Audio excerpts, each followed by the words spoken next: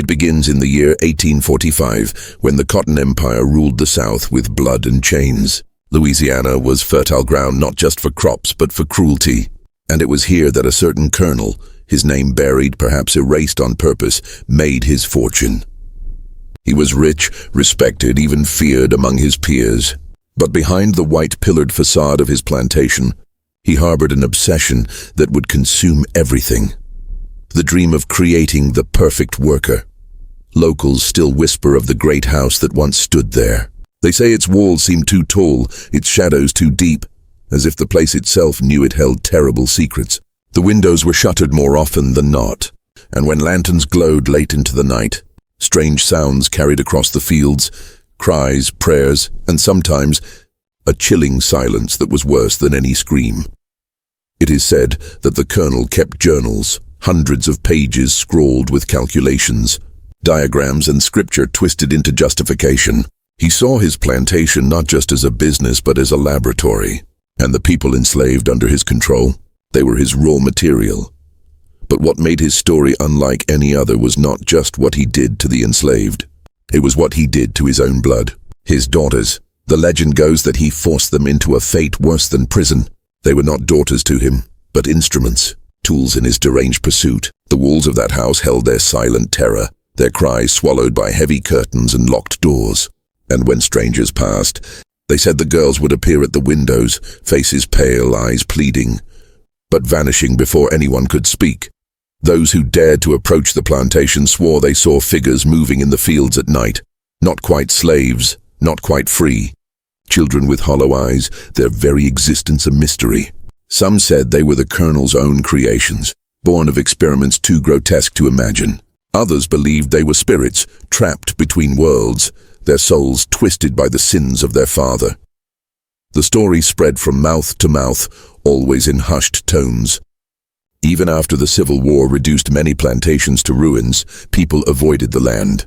Farmers refused to till its soil, claiming the ground bled red no matter how deep they plowed. Travelers gave it wide berth, warning that strange shapes lurked between the trees.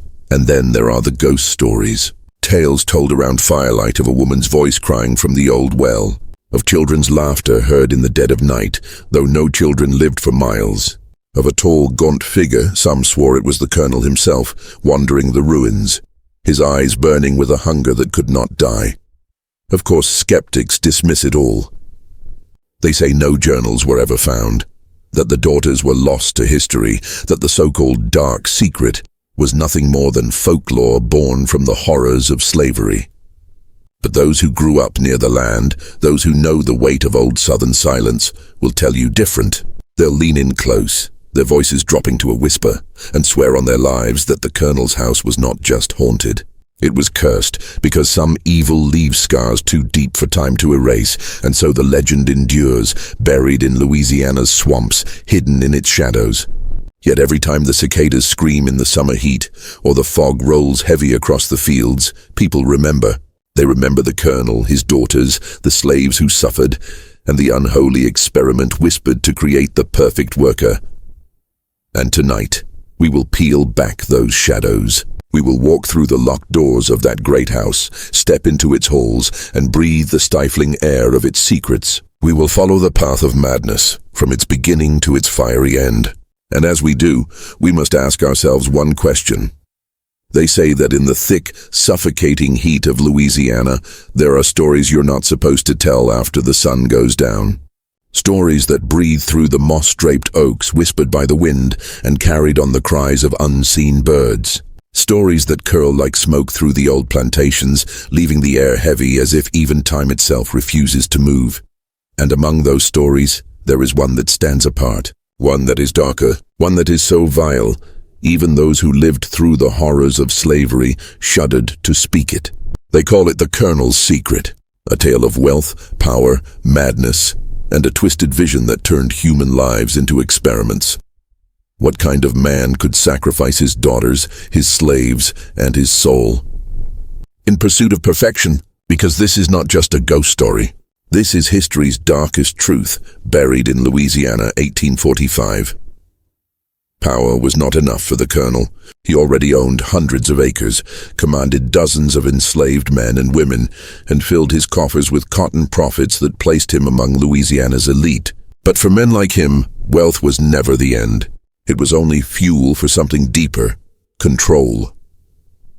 To the outside world, he was respectable, an upright Southern gentleman who quoted scripture and spoke of order and progress. But behind closed doors, he studied not sermons but breeding charts. He treated his plantation ledger like the notes of a scientist. To him, people were not people. They were assets, variables, experiments waiting to be perfected. He believed the human body could be refined the way horses were bred for speed, or dogs for obedience. If animals could be shaped generation by generation, why not men? Why not create a line of workers who were tireless, loyal, and utterly compliant? This was the poison that consumed his mind.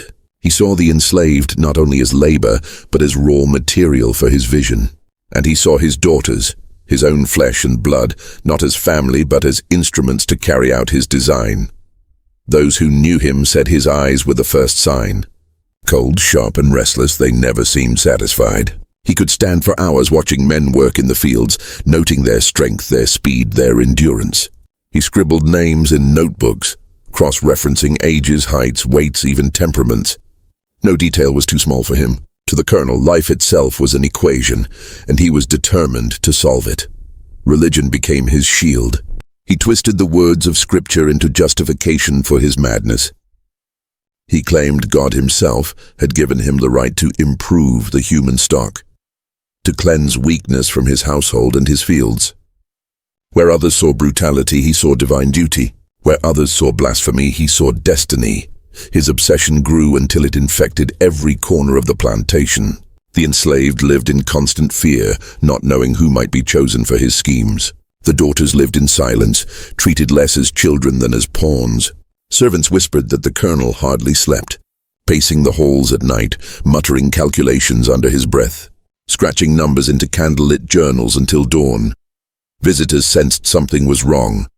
Fellow planters invited to the grand house spoke afterward of a heaviness in the air, a tension that clung to the walls. They noticed the daughters' haunted eyes, the slaves' downcast stares, and they noticed the colonel's pride when he spoke of progress, as though he were building more than just wealth. But no one confronted him. In the South of 1845, men like him were untouchable. His wealth silenced suspicion, his reputation smothered whispers, and his cruelty remained confined behind the high shutters of his mansion. Still, fragments of his journals survived, scraps pulled from ash after the plantation burned years later. In them, he wrote of refining bloodlines, of strength without rebellion, labor without complaint. He compared enslaved men to bulls and stallions. He wrote of daughters as vessels. The handwriting shifts from neat script to frantic scrawl, as if his mind frayed with every page. It was not enough to own lives. He wanted to design them, to control not just the work of his slaves, but their very blood, their future generations. He saw himself not only as master of a plantation, but as architect of a new human order. And that is the most terrifying truth of all. The colonel did not believe he was evil. He believed he was right. He believed he was building something greater than himself, something that would outlive him, something that would reshape the South forever. But obsession always demands a price. And soon, his daughters would feel the weight of his madness most of all.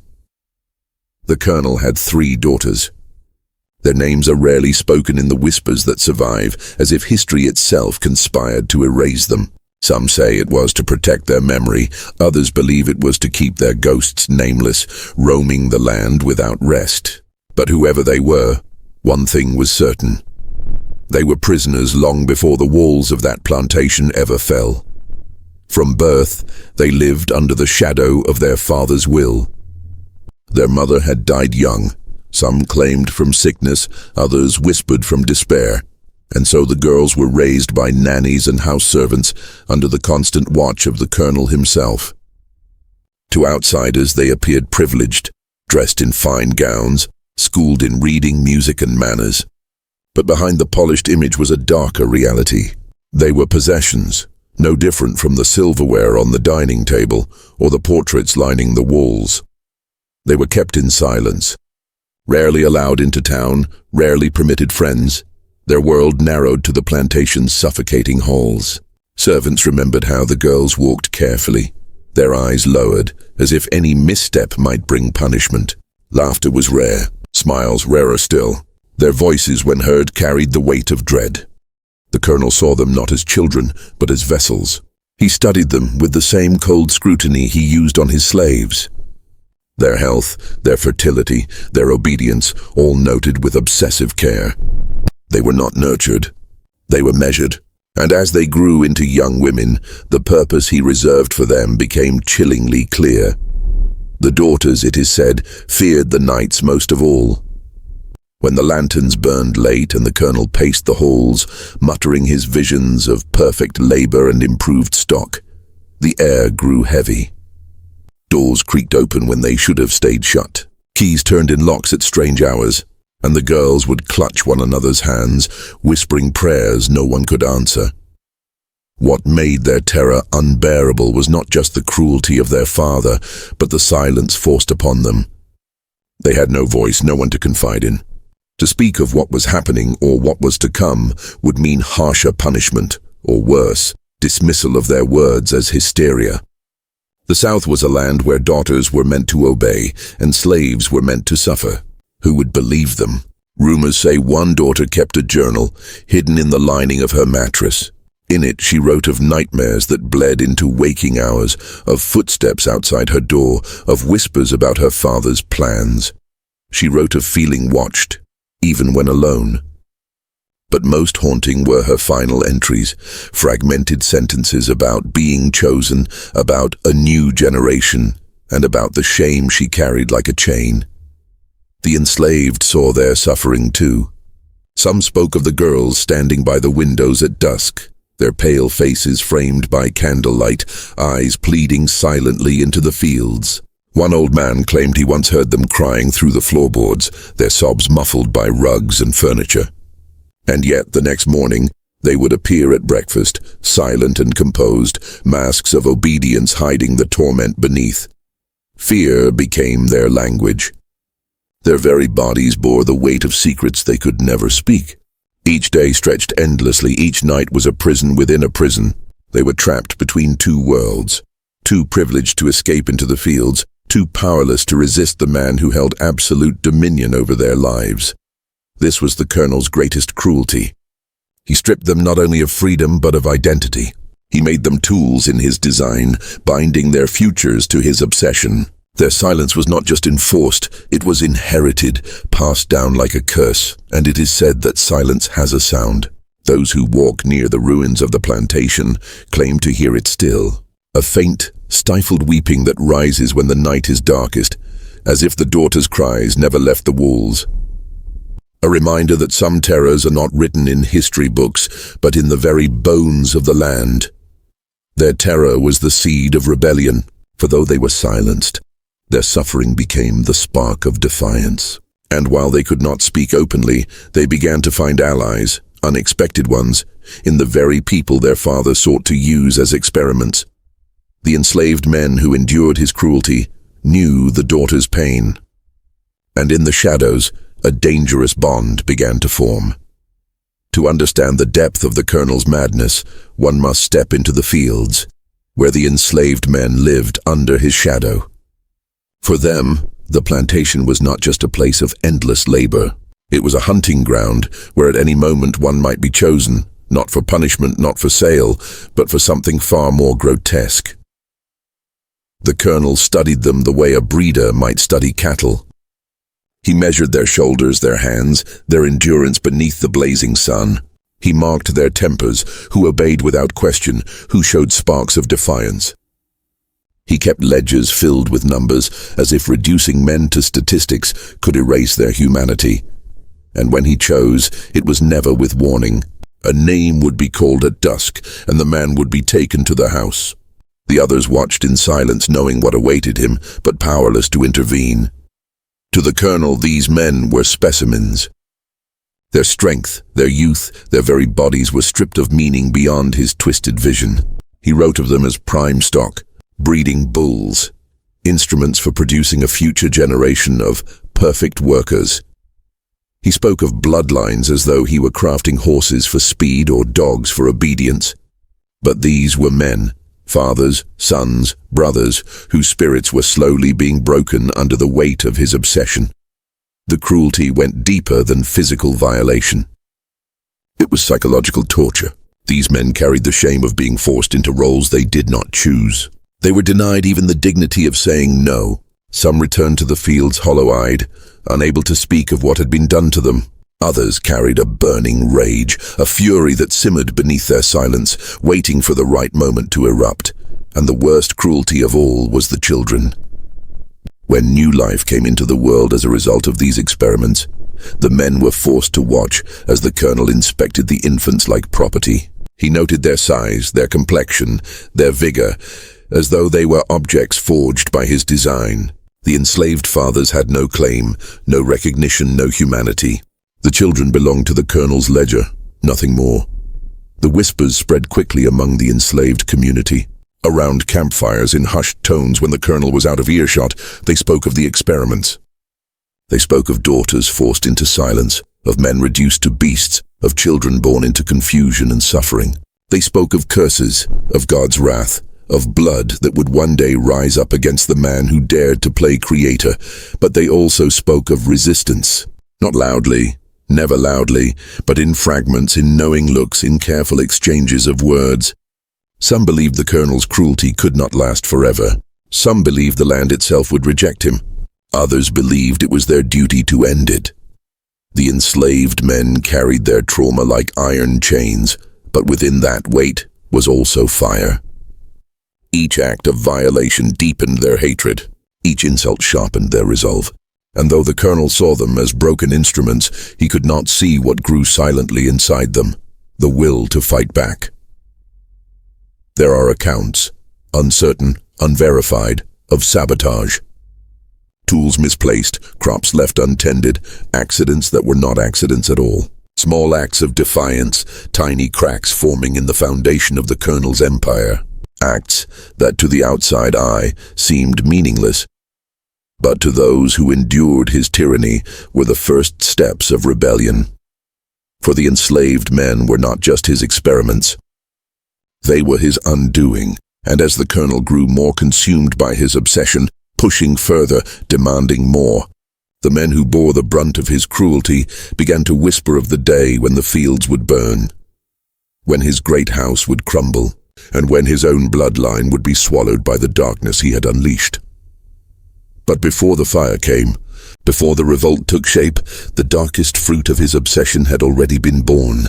The children, half daughters, half slaves, were living reminders of his sin, and their existence was about to unravel the fragile order of his empire. They were the living proof of the colonel's obsession, the children born of silence, coercion, and cruelty. Whispers called them the children of darkness, for they were conceived in secret and raised in shadows, belonging to no world fully, and claimed by no identity but the one forced upon them. From the moment they opened their eyes, they were not seen as children.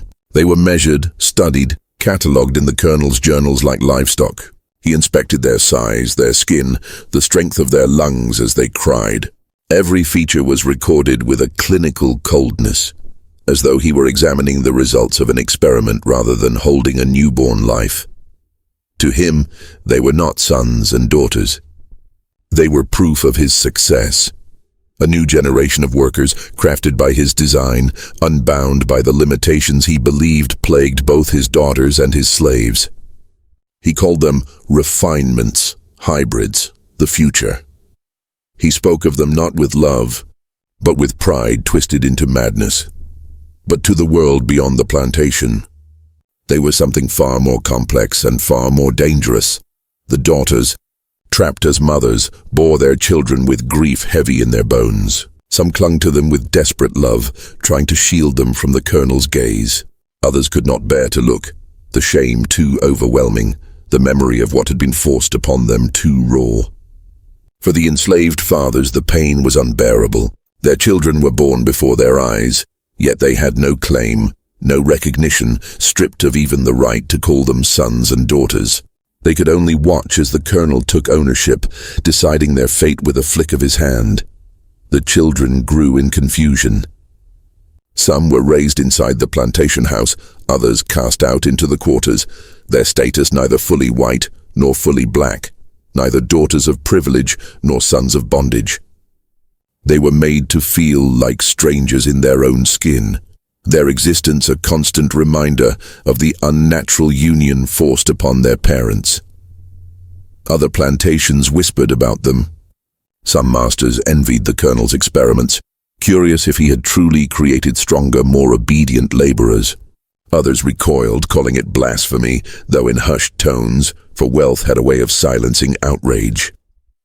Among the enslaved across Louisiana, the children became a symbol, not of strength but of horror, proof of how far cruelty could go when unchecked.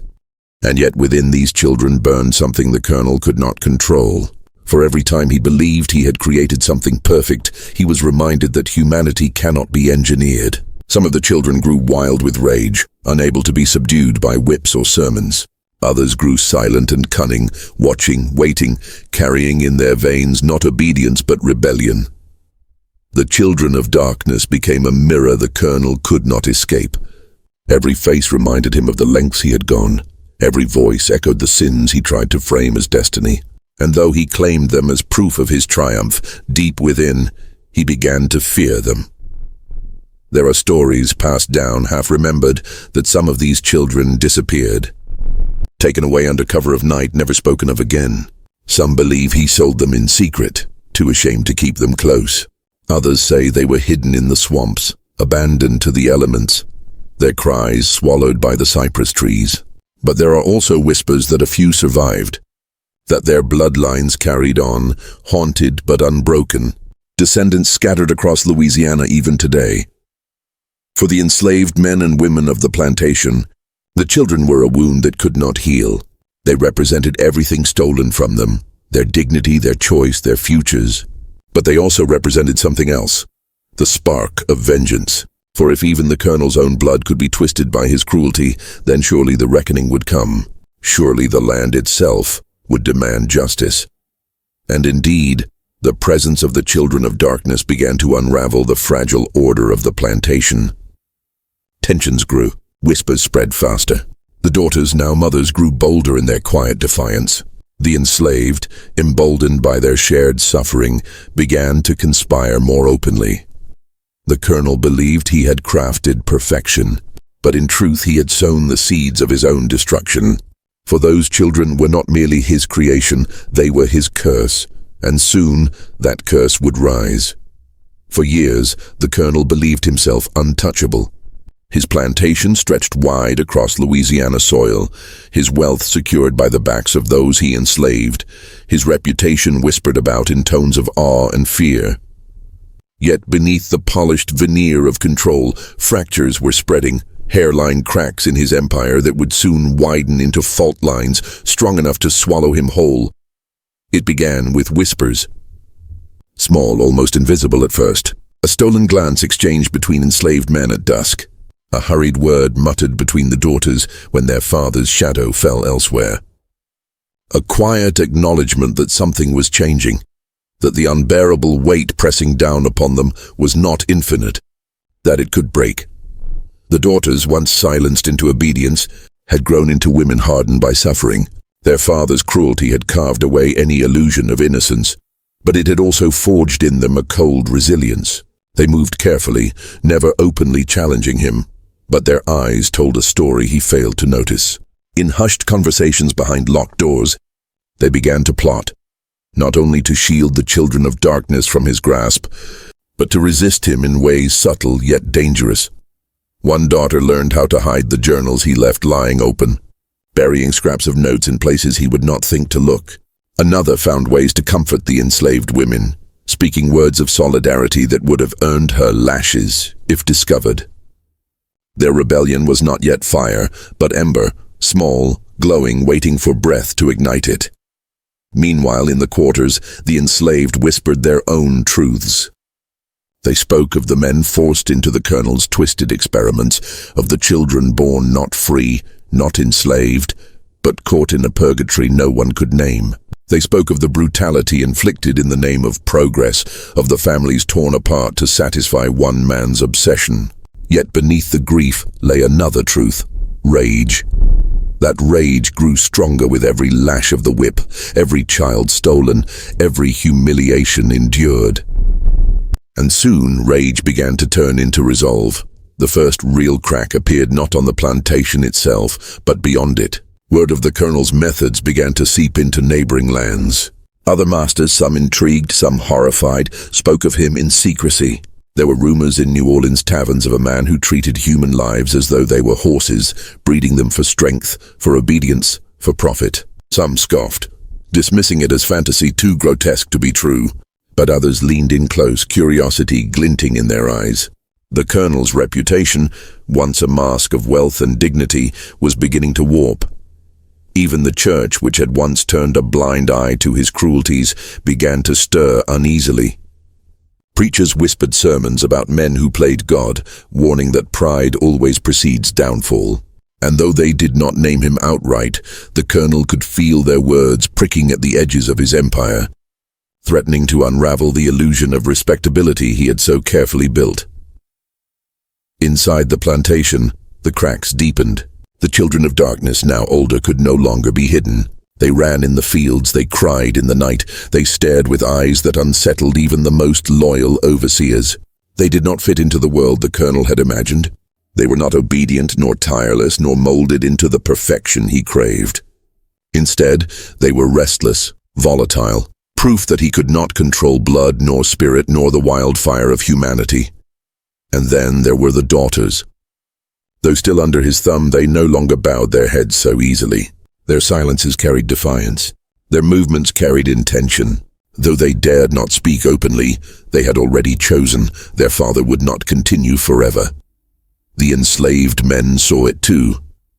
They saw the daughters' glances, the children's restless strength, the overseer's unease, and they understood what the colonel could not. The walls were weakening. The time was coming.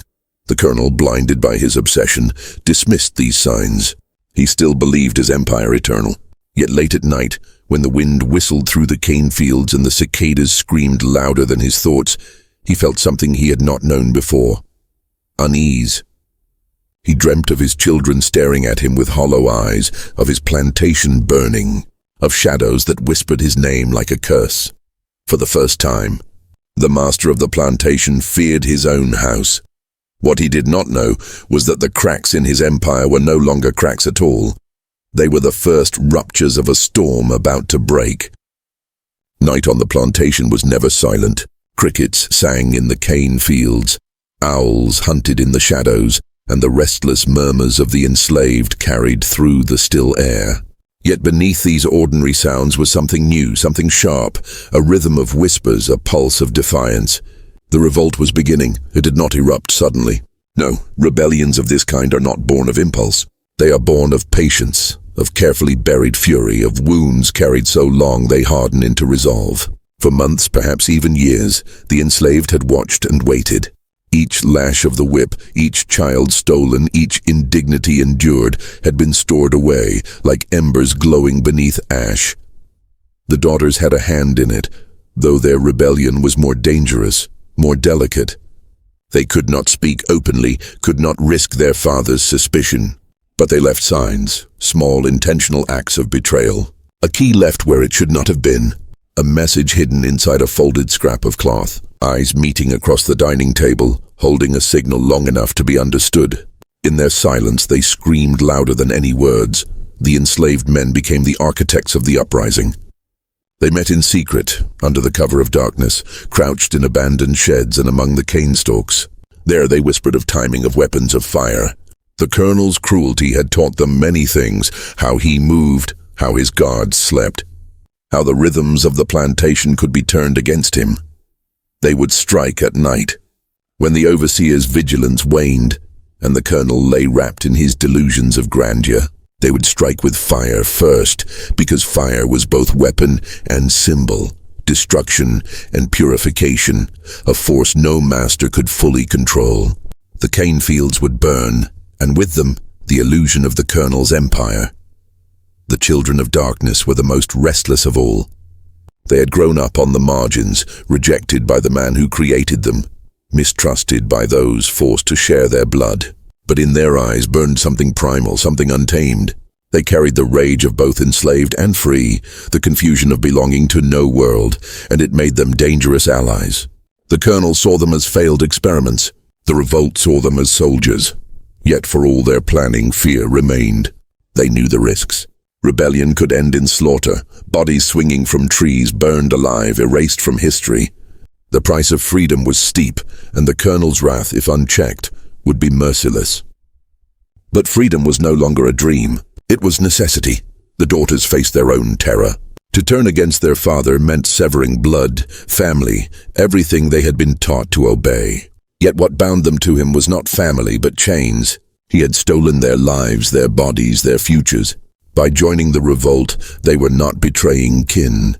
They were reclaiming their souls. On the eve of the uprising, the plantation was unnervingly calm.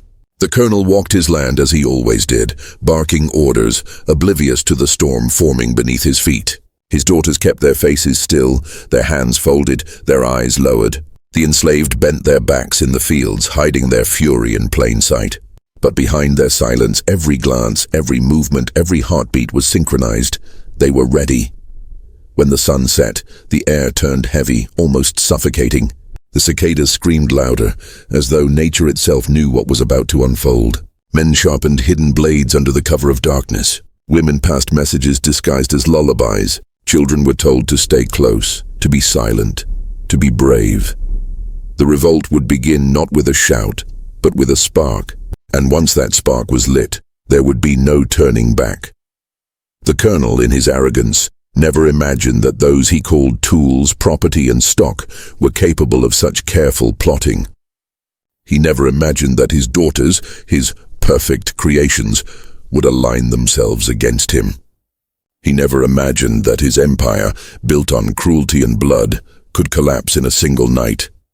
But collapse it would. The cane fields were waiting for flame. The house, swollen with secrets, was ready for fire. And the people, his daughters, the enslaved, the children of darkness, were ready to claim the night as their own. The revolt had begun in silence. Soon it would roar in fire and blood. The night of reckoning came cloaked in silence. A humid stillness hung heavy over the plantation, as though the air itself was holding its breath. The Colonel slept soundly in his great house, convinced of his dominion, convinced that fear had secured his empire. But fear is a fragile leash, and on this night it snapped. It began with fire. A single torch pressed to the dry stalks of cane, flames catching like a whisper, and then rising into a scream. Within minutes, the fields were alive with orange fury, smoke rolling into the sky like a black banner of war. The blaze lit up the night, a signal no one could mistake. The revolt had come. From the quarters, the enslaved poured forth, no longer hunched in submission, but standing tall with blades, axes and fury sharpened by years of torment. The children of darkness, restless and fierce, surged alongside them, their screams echoing across the burning fields. The daughters, pale and resolute, slipped from the house, carrying with them stolen keys, knives hidden in cloth, and the determination to end the man who had stolen everything from them. The overseers were the first to fall. Roused from their drunken slumber, they stumbled into the chaos, only to be struck down with the same whips they once wielded. Their cries vanished beneath the roar of the fire and the chants of rebellion. Blood darkened the soil where Cain had once grown, and the ground itself seemed to drink it greedily. The Colonel awoke to smoke, pressing against his windows. At first he thought it an accident, a blaze sparked by carelessness. But then he heard it, the shouting, the clash of steel, the unmistakable thunder of revolt. He stormed from his chambers, pistol in hand, his voice booming with authority. "Stop this madness," he roared. "You are mine, all of you. You belong to me." But his words, once instruments of power, were swallowed by the fire's roar. No one listened. No one obeyed. His empire of silence had erupted into sound, and his voice was just another cry in the storm. The enslaved surged toward the house, torches in hand, windows shattered, doors splintered. The walls that had hidden his cruelties now became a cage closing in around him. The daughters appeared in the hall, no longer trembling girls but women carved from defiance. Their eyes locked on their father, not with fear, but with cold, unrelenting hatred. "You made us prisoners," one whispered, her voice steady. "Tonight, you will burn in your prison." The colonel raised his pistol, but hesitation betrayed him. These were his daughters, his perfect creations. For a heartbeat, he faltered. That was all it took. A blade flashed, a shot rang, the air cracked with violence. Blood stained the wooden floorboards, mixing with smoke curling through the halls. The house groaned as flames devoured it, beams cracking, ceilings collapsing. The revolt raged in every corner, men shouting, women fighting, children crying out as the world they had known was consumed in fire. The colonel fought like a cornered beast, but beasts bleed like men. His empire, built on blood, was drowning in it now. Outside, the cane fields burned hotter, lighting the sky red. The overseers' bodies lay scattered, their power extinguished in an instant. The enslaved fought not just for freedom, but for vengeance. For every lash, every stolen child, every humiliation carved into their flesh. Their rage was righteous and it was merciless. The children of darkness moved like shadows through the chaos, striking with feral intensity. They had never belonged to the colonel, not truly. On this night, they claimed their identity, not as tools or products, but as avengers, born of horror, yet wielding it against its creator. The daughters stood among the flames, watching their father fall, not with joy but with grim satisfaction. There was no victory here, no triumph, only survival, only the knowledge that the nightmare was ending in fire and blood. As the great house collapsed, its timbers crashing into the inferno, the colonel's screams were swallowed by the flames. His empire, once vast and unshakable, was reduced to ash in a single night. The fields, the quarters, the house, all burned, all consumed, until nothing remained but smoke and silence. By dawn, the plantation was no more. Where once stood wealth and cruelty, there was only ruin, blackened soil, smoldering wood, and the ghosts of the countless lives it had devoured. The revolt had not saved all. Blood had been spilled on both sides, but one truth was undeniable. The colonel's reign had ended, not in legacy, but in flames. And in the silence that followed, the survivors stood amidst the ashes, knowing that the fire had not only destroyed a man, it had destroyed the illusion that his cruelty could last forever. When the smoke finally cleared, the plantation was nothing more than a skeleton. The great house lay in ruins, its walls blackened, its beams collapsed into ash. The cane fields that had once shimmered green with profit were scorched into wastelands of soot. The overseers were gone, the colonel's voice silenced forever, and the people he had enslaved, those who survived, stood staring at the wreckage, knowing their world had changed forever. But freedom, even in its first breath, was not simple. The survivors carried wounds that could not be seen. The screams of that night lingered in their ears. The smell of blood and smoke clung to their skin. Some had lost family in the revolt, mothers, children, brothers who had not made it through the fire. Their grief mingled with their relief, leaving behind an emptiness that no victory could fill. The colonel's daughters emerged from the flames like phantoms. Their faces were marked by soot and tears, their eyes hollow, as if all life had drained from them. They had killed the man who called himself father, yet there was no triumph in it, only the grim certainty that it had been necessary. They had not escaped unscathed. They bore the burden of what had been done to them and what they had done in return. To the enslaved, the daughters were both victims and betrayers, kin of the man who had tormented them, yet allies in his destruction. They belonged to no world, just like the children of darkness. The children born of the colonel's twisted vision wandered through the ruins in silence. They were not celebrated as survivors, nor were they condemned. They were shadows, living reminders of a horror no one wanted to remember. Some were taken in by the enslaved, others vanished into the forests, and some would disappear entirely, swallowed by the silence of history. When news of the plantation's destruction spread beyond Louisiana, it was not told as truth but as rumor.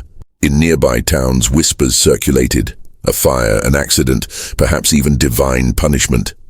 Some spoke of a revolt, but their words were hushed, quickly silenced by fear.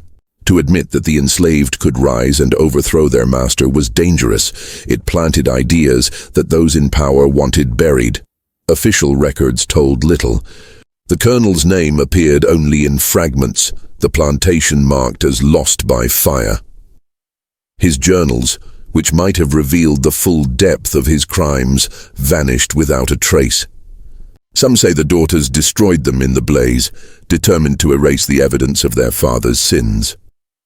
Others believe the survivors hid them, fearing that if discovered, the writings would justify further cruelty in other hands. Whatever the truth, the pages that might have spoken the loudest were silenced forever. Yet silence does not erase memory. Among the descendants of the enslaved, the story lived on, passed down in fragments, in warnings, in whispers told around fires late at night. They spoke of the colonel who played God, who bred horror in the name of perfection, and who was destroyed by the very lives he tried to control. They spoke of the daughters, pale ghosts who walked the ruins of the house. They spoke of the children of darkness, whose bloodlines scattered like seeds across Louisiana, never fully belonging anywhere, yet never fully erased. And they spoke of curses. Locals claimed the land was never the same after the fire. Crops failed. Storms tore through the fields, and travelers swore they heard cries in the night when passing the ruins. Some said the colonel's spirit still wandered there, searching for his empire, raging against his downfall. Others believed the spirits of the enslaved refused to rest, demanding justice that history denied them. By day, the ruins looked ordinary: charred wood, scorched earth, weeds reclaiming the soil. But by night, the air grew heavy, the silence too sharp, as if the land itself was listening. Generations avoided the site, warning children never to wander too close.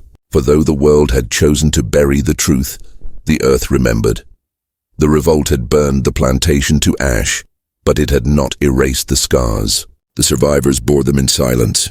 History ignored them, yet the whispers endured, carried through time by those who refused to let memory die.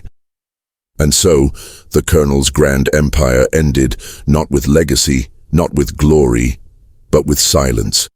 The kind of silence that suffocates, heavy with all that cannot be spoken. The kind of silence that waits, knowing that one day the truth will claw its way back into the light.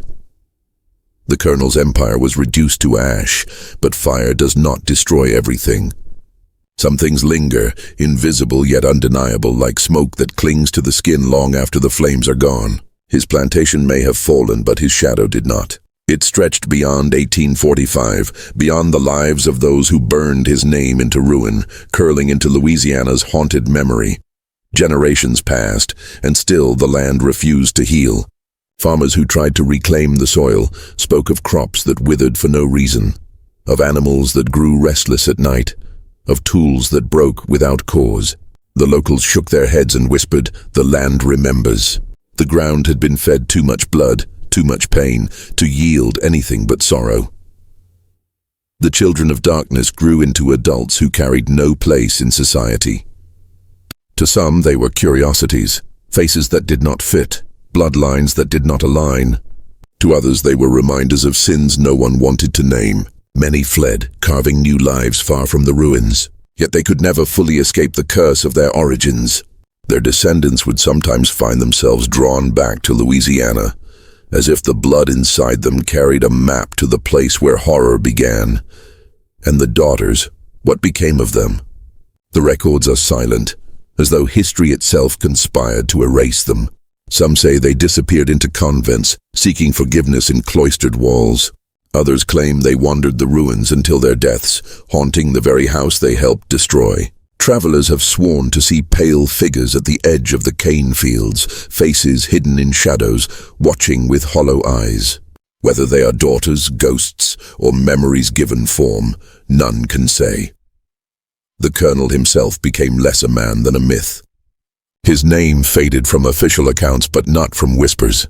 To some, he was remembered as a tyrant whose pride led to his downfall. To others, he was a cautionary tale, the master who tried to play God and was consumed by the fire of rebellion. And still, among the bravest, or perhaps the most foolish, there are those who venture to the ruins, listening for his voice in the smoke. They say he does not rest. They say his spirit prowls the blackened ground, furious, searching, forever demanding obedience that will never come. Louisiana is a land of ghosts, its soil soaked with histories too dark to forget. Plantations still stand across its fields, their walls echoing with the cries of the enslaved, their balconies heavy with secrets whispered through generations. Tourists wander them by daylight, marveling at their grandeur. But by night, the grandeur crumbles, and the shadows tell another story. The story of cruelty hidden behind chandeliers and silk, of blood spilled beneath polished floors. The colonel's plantation may have burned, but its tale joined the greater haunting of the South, a reminder that beneath beauty often lies rot, and in that haunting lies the lesson. Evil does not vanish when its house collapses. It moves, it hides, it waits. The colonel believed he could create perfection through domination, through cruelty, through blood. Instead, he left behind a legacy of ruin, a reminder that no empire built on suffering can last. Yet the echoes of his obsession, the scars of his deeds, still live in the whispers of descendants, in the soil of Louisiana, in the uneasy silences of its nights. Even now, nearly 2 centuries later, the story survives. Not in textbooks, not in official history, but in the nervous laughter of those who drive past the old roads, in the warnings given to children, in the uneasy feeling that when the wind sweeps through the cane fields, it carries voices with it. Some say the cries are of the enslaved demanding justice. Others say they are the colonel's screams, trapped forever in the flames that consumed him.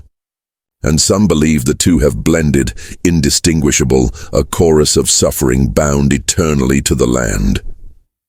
So remember this: evil rarely dies. It is carried forward, in blood, in memory, in the silence that follows tragedy. It waits in forgotten places, in ruined houses, in the pages of journals that no one dares to read. It clings to families who try to forget, to land that cannot forgive. The colonel is gone. His house is ash, his name erased from polite histories, but his shadow remains, woven into Louisiana's haunted nights, into the stories that refuse to fade. Some evils never die, they only hide. And when the wind rises, when the fields rustle in the dark, when the silence feels too heavy to bear, you will hear them.